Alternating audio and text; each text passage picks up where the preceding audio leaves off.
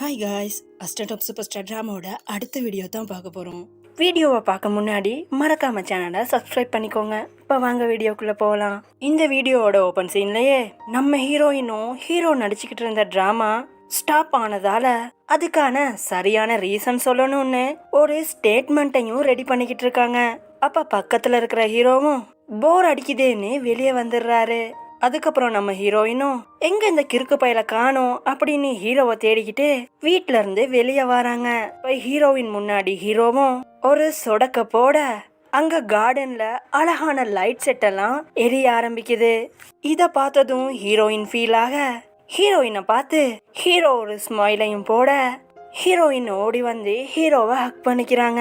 அப்ப ஹீரோவும் வாமா ரெண்டு பேரும் சேர்ந்து படம் பார்க்கலாம் அப்படின்னு ஒரு ரொமான்ஸ் மூவியும் போட அந்த மூவியை பார்த்துட்டு ஹீரோவும் ஹீரோயினும் ஒருத்தருக்கு ஒருத்தர் கிஸ் பண்ணிக்கிட்டு முத்த மலையிலேயே நலையிறாங்க. கட் பண்ண அடுத்த சீன்லயே இந்த டிராமாவோட செகண்ட் ஹீரோவை தான் காட்டுறாங்க. அவனோட மேனேஜரும் செகண்ட் ஹீரோ கிட்ட வந்து, டேய் ஹீரோ ஏதோ ஸ்டேட்மெண்ட் விட்டுட்டானாண்டா, அதுல இருந்து எல்லாமே தலை கீழா மாறிடுச்சு, மறுபடியும் அந்த டிராமாவை ஸ்டார்ட் பண்ண போறாங்களாம் அப்படின்னு சொன்னதும் செகண்ட் ஹீரோவும் பாத்துக்கலாம் விடியா அப்படின்ட்டு கூலா இருக்கிறான். கட் பண்ண அடுத்த சீன்லயே ஹீரோவை காட்டுறாங்க. ஹீரோயினும் ஹீரோவோட பக்கத்திலேயே தான் இருக்காங்க. அப்ப ஹீரோயினும் ஹீரோவை பார்த்து, இங்க பாருடா, நாங்க கொடுத்த ஸ்டேட்மெண்ட்டுக்கு பல பேர் சேர்ந்து நெகட்டிவ் கமெண்ட் அடிச்சுக்கிட்டே இருக்காங்க அப்படின்றாங்க ஹீரோயின். ஹீரோவும் அத அவனோட மேனேஜர் கிட்ட சொல்ல மேனேஜரும் சரிடா அதெல்லாம் மேனேஜ் பண்ணிடலாம் அப்படின்றான். அந்த நேரம் பார்த்து அந்த நெகட்டிவ் கமெண்ட்ஸ்க்கு ரிப்ளை பண்ற மாதிரி ஹீரோயினோட அப்பா ஒரு கமெண்ட்டை போடுறாரு. ஹீரோ நடிக்கிற அந்த டிராமாவோட கதை உண்மையாவே நம்மளோட ஹிஸ்டரியில இருந்தே எடுக்கப்பட்ட ஒரு கதை தான். அந்த கதையில ஒரு பொய்யும் இல்ல அப்படின்னு ஹீரோவுக்கு சப்போர்ட் பண்ணி கமெண்ட் பண்றாரு ஹீரோயினோட அப்பா. அந்த கமெண்ட்க்கு அப்புறம் நெகட்டிவா வந்த கமெண்ட்ஸ் எல்லாமே பாசிட்டிவா மாற ஆரம்பிக்குது. எல்லாரும் ஹீரோக்கு சப்போர்ட் பண்ண ஆரம்பிக்கிறாங்க. இத பாக்குற செகண்ட் ஹீரோவும் இந்த வாத்தி யாரையா நடுவுல அப்படின்னு கடுப்பாகிறான். கட் பண்ண அடுத்த நாள் மார்னிங்கே அந்த டிராமாவை மறுபடியும் ஆரம்பிக்கலான்னு ஹீரோவோட கம்பெனில ஒரு மீட்டிங்கையும் அரேஞ்ச் பண்றாங்க. ஹீரோவும் அங்கதான் இருப்பானா.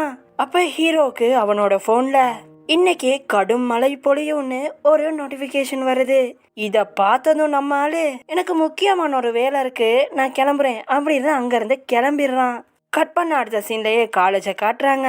அங்க ஹீரோயினுக்கு உங்களோட பாய் ஃப்ரெண்ட் வந்திருக்கான்னு சொல்ல ஹீரோயினும் வெளியே வந்து பாக்குறாங்க.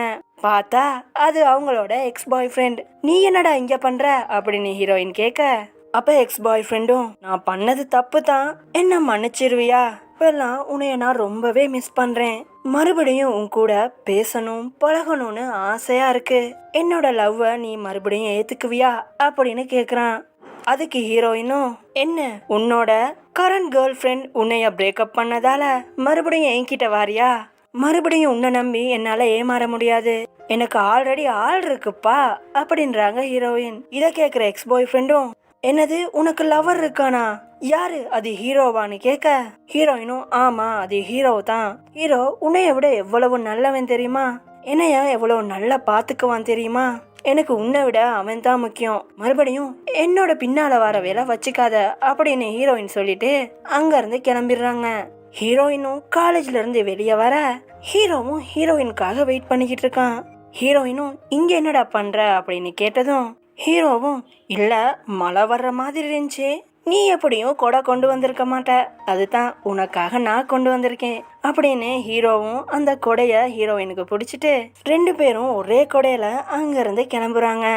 கட் பண்ண அடுத்த சீன்லயே மறுபடியும் செகண்ட் ஹீரோவை தான் காட்டுறாங்க.